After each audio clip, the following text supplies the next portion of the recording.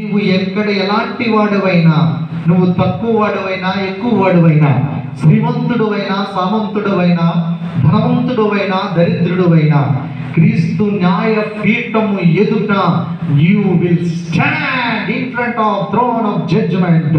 న్యాయ పీఠం ఎదుట నీవు నిల్చోవాలి. దానికి దేవునికి లెక్క అప్పగించాలి. ఎందుకంటే నీకు జీవితాన్ని ఇచ్చాను, నువ్వేం చేసావు? ఒక్కరినైనా రక్షించావా? నీ కుటుంబ సభ్యులైనా రక్షించావా అని దేవుడు లెక్క అడుగుతాడు. నీ బిడ్డల గురించి లెక్క అడుగుతాడు. భవిష్యత్తు ఫెయిల్ అయ్యిందంటే నీకు పిల్లలు నేను అనుగ్రహించు స్వాస్థ్యము, అలాంటి స్వాస్థ్యాన్ని నీవే పాడు చేసావని దేవుడు అడుగుతాడు. కాబట్టి లెక్క అప్పగించాల్సి ఉంది. అందుకనే రాజుకి అర్థమైపోయింది.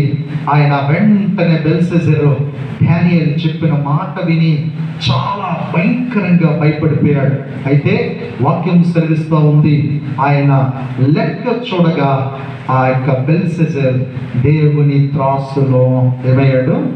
తేలిపోయాడు. కాబట్టి మినే అని అంటే అరామిక్ భాషలో దేవుడు నీ ప్రభుత్వ విషయంలో తెలుగులో లెక్క చూచి దాన్ని ముగిస్తాడు. మన జీవితాల్లో మనము చేసిన క్రియలను బట్టి మన లెక్క చూసి దేవుడు మన జీవితాన్ని ముగిస్తాడు. హల్లెలూయా. కాబట్టి వాచ్ యువర్ యాక్షన్స్. నీ క్రియలు ఎలా ఉన్నాయో గమనించుకోవాలి. Watch your words. నీ మాటలు ఎలా ఉన్నాయి అనేది గమనించుకోవాలి. Watch your behaviour. నీ ప్రవర్తన ఎలా ఉందో పరీక్షించుకోవాలి. Watch your character. నీ వ్యక్తిత్వం ఎలా ఉందో నీవు గమనించుకోవాలి. Watch your attitude. నీ వైఖరి ఎలా ఉందో నీవు ఒక్కసారి గమనించుకోవాలి. Please examine yourself. నీకు నువ్వు పరీక్షించుకో. Watch your mindset. నీ మనస్సుని నువ్వు పరీక్షించుకోవాలి, పరిశీలించుకోవాలి. వినే అని అంటే దేవుడు లెక్క చూస్తాడు. ఈరోజు మనకి దేవుడు లెక్క చూచుచున్న దేవుడు. హల్లెలూయా. ఆయన నిన్ను త్రాసులో తూచగా నీవు తక్కువగా కనబడుతుంది అంటే జడ్జిమెంట్ ఉంది. మనకేముంది? తీర్పు దినం ఉంది. తీర్పు దినములో మనము చేసే పనులు నిలబడతాయా? లేకపోతే అవి నిలబడకుండా దేవుని దృష్టిలో మనం త్రాసులో తేలిపోయేవారు ఉంటామా అనేది మనం గమనించుకోవాలి. కాబట్టి త్రాసులో నీవెంత ఉండాలని దేవుడు తలంచుచున్నాడో అంతకన్నా తక్కువగా ఉంటే ప్రమాదం వచ్చినట్లే. హల్లెలూయా. దేవుడు త్రాసులో నీవి ఎంత ఉండాలో అంతకు మించి ఉంటే, అంత ఉంటే మనం బ్రతికి బట్ట కట్టినట్లే. ఒకవేళ దానికి మించి తక్కువ ఉన్నామంటే మనం చాలా ప్రమాదకరమైన పరిస్థితుల్లోకి వెళ్ళిపోతాం. కాబట్టి మినే అంటే దేవుడు లెక్క చూస్తాడు. టెకెల్ అని అంటే ఆయన త్రాసులో మనం తేలిపోయే వారిగా ఉండకూడదు. సౌలు ఏమయ్యాడు? తేలిపోయాడు. అహాబు రాజు ఏమయ్యాడు? కూలిపోయాడు.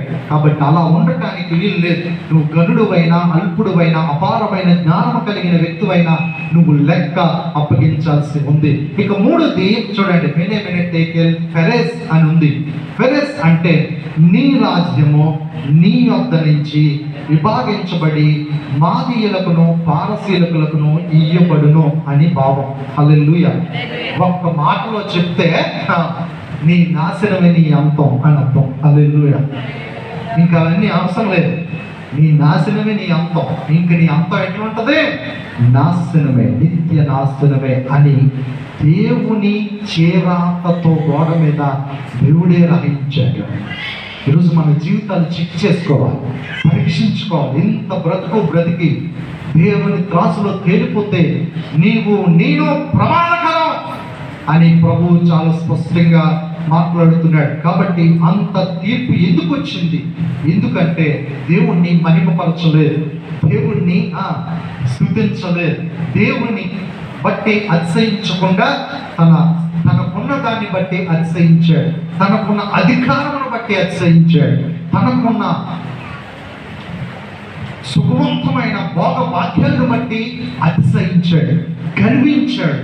నా తండ్రి తర్వాత నేనే అని చెప్పి ఇష్టానుసారంగా జీవితంలో దేవునికి స్పేస్ లేకుండా, స్థానము లేకుండా ఏం చేశాడు? తన ఇష్టానుసారంగా జీవితాన్ని చేతులారా నాశనానికి అప్పగించుకున్నాడు.